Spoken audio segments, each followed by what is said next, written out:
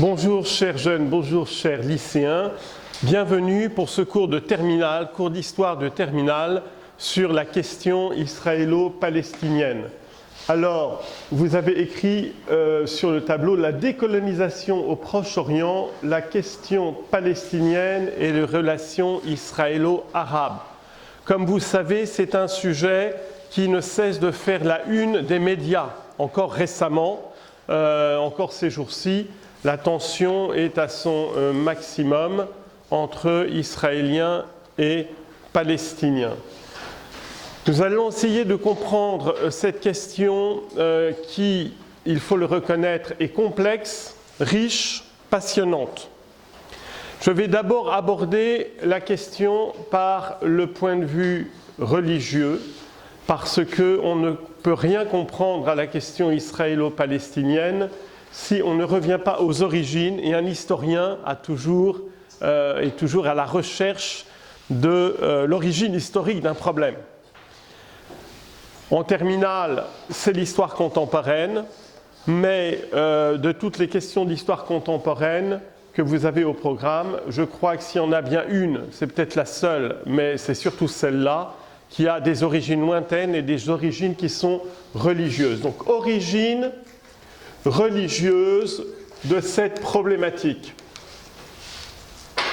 Origine religieuse de cette problématique.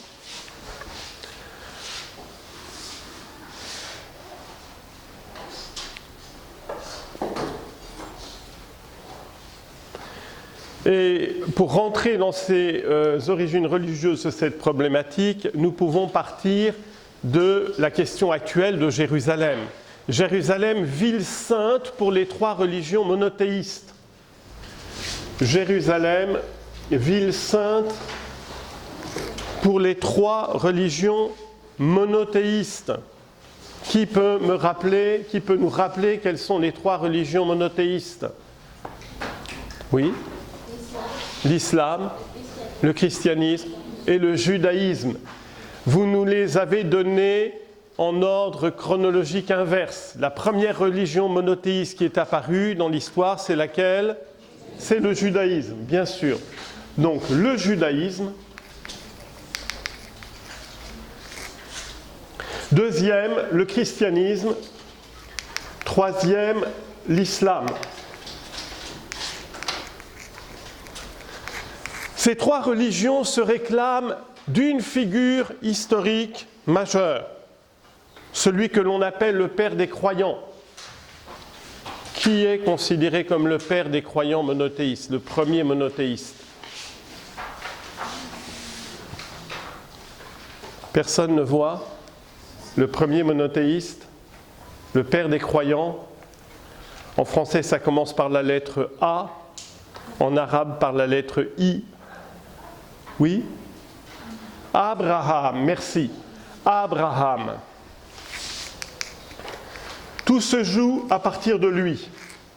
Alors, d'abord, Jérusalem, ville sainte pour les trois religions monothéistes. Pourquoi est-ce que Israël est ville sainte pour les Juifs? À cause de quoi? Vous les voyez tout le temps pleurer devant un mur, un vieux mur qui s'appelle le mur des Lamentations.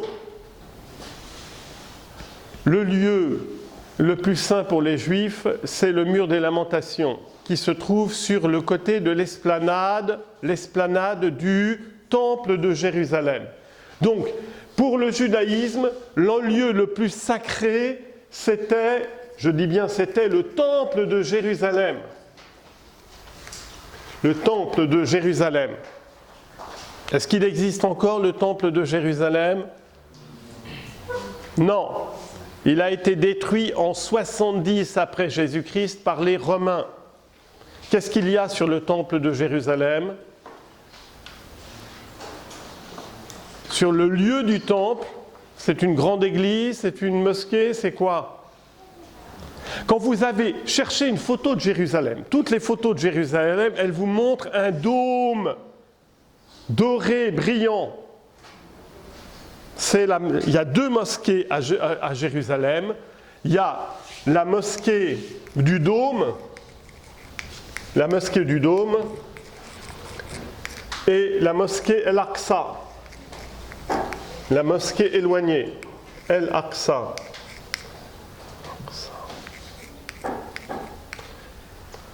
Il y a 2 mosquées sur l'esplanade du temple, qui sont les mosquées les plus anciennes de l'islam, du monde musulman. Là où se trouve le lieu le plus sacré des Juifs, qui rêvent de reconstruire le temple de Jérusalem. Voyez le gros problème. Depuis l'invasion arabo-musulmane, au 7e, 8e siècle, la Palestine a été arabisée et islamisée. Et depuis cette époque-là, elle était sous domination musulmane, à part la période des croisades. Et donc, Jérusalem est un lieu de conflit sur l'esplanade même du temple de Jérusalem. Les Juifs rêvent d'y reconstruire leur temple, or, c'est un lieu sacré pour les musulmans depuis les origines de l'islam. Qui peut me dire pourquoi Jérusalem est un lieu saint pour les musulmans?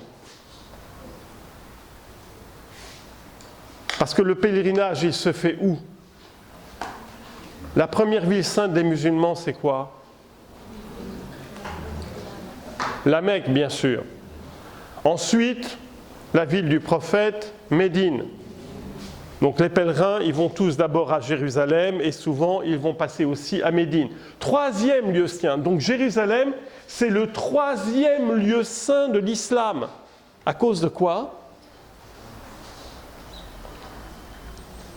Il y a une majorité de musulmans parmi vous. Pourquoi Jérusalem est importante pour les musulmans? Oui. Là où le prophète est né.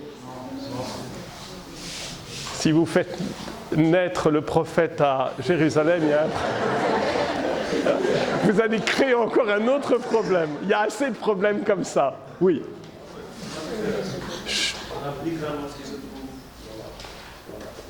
Non, ce n'est pas la plus grande en taille. J'ai dit que c'était la plus ancienne, mais pas la plus grande. Vous avez jamais entendu parler Isra, Mirage, le voyage nocturne qu'a fait le prophète sur le cheval ailé Borak de la Mecque à Jérusalem. Et à Jérusalem, il a fait son ascension, d'accord, jusqu'au 7e ciel. Et là, il a rencontré dans son ascension tous les prophètes qui l'ont précédé. Et il s'est rapproché du trône de Dieu. Il n'a pas rejoint le trône de Dieu. La seule ascension céleste que le prophète a fait dans l'islam, c'est à Jérusalem. Les premiers musulmans adoraient en direction de Jérusalem. Ils adoraient Dieu en direction de Jérusalem. Après, comme il y a eu un conflit avec les Juifs, ils ont décidé de se prosterner vers la Mecque. Mais tout ça se trouve dans le Coran. À la fin des temps, la prosternation de la prière se fera pour les musulmans vers Jérusalem. Donc Jérusalem est un enjeu énorme. Et pour les chrétiens, pourquoi est-ce que Jérusalem est un lieu saint pour les chrétiens? Quel est le lieu le plus saint pour les chrétiens à Jérusalem? Ce n'est pas le temple. Oui, le temple, c'est surtout le conflit entre juifs et musulmans. Le temple de Jérusalem, pour les chrétiens, c'est pas du tout important.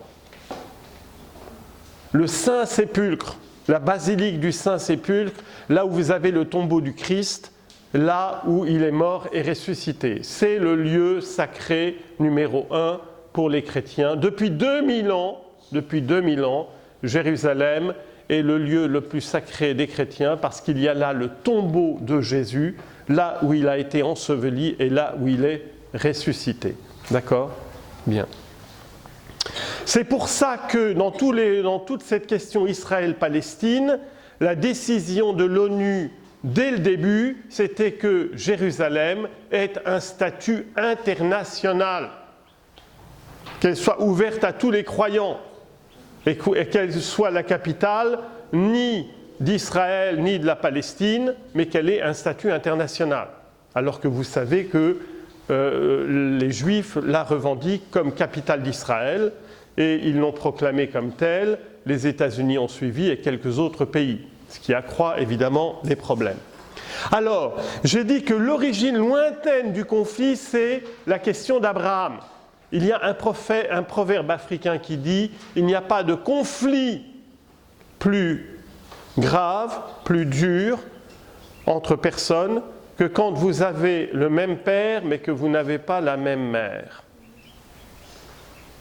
Pourquoi? Parce que c'est un conflit familial, un conflit d'héritage. Abraham a eu 2 fils. Les 2 premiers fils d'Abraham, c'est qui? Oui. Très bien. Ismaël et Ishaq, les 2 fils d'Abraham. Donc à partir d'Abraham, nous sommes en 1800, vers 1850 avant Jésus-Christ. D'accord? Il a eu un premier fils, Ismaël. De quelle femme? De l'esclave. Le premier fils d'Abraham, Ismaël, c'est le fils de l'esclave égyptienne. Parce que son épouse légitime était stérile. Et après, il a eu un deuxième fils, Isaac, de l'épouse légitime Sarah. Même père, 2 mères différentes. L'esclave, la femme libre. Ismaël et Isaac. Alors on trouve 2 récits détaillés de tous ces problèmes dans le livre de la Genèse dans la Bible. Le premier problème, c'est quand Agar, l'épouse, l'esclave de Sarah, lorsqu'elle est enceinte. C'est elle d'abord qui a demandé à Abraham. Elle a dit « J'en ai marre d'attendre, je veux avoir un fils, donne-moi un fils avec mon esclave. » Parce que Dieu avait promis une descendance plus nombreuse que les étoiles du ciel et les grains de sable au bord de la mer. Mais Dieu a fait endurer, a éprouvé la patience et la foi d'Abraham.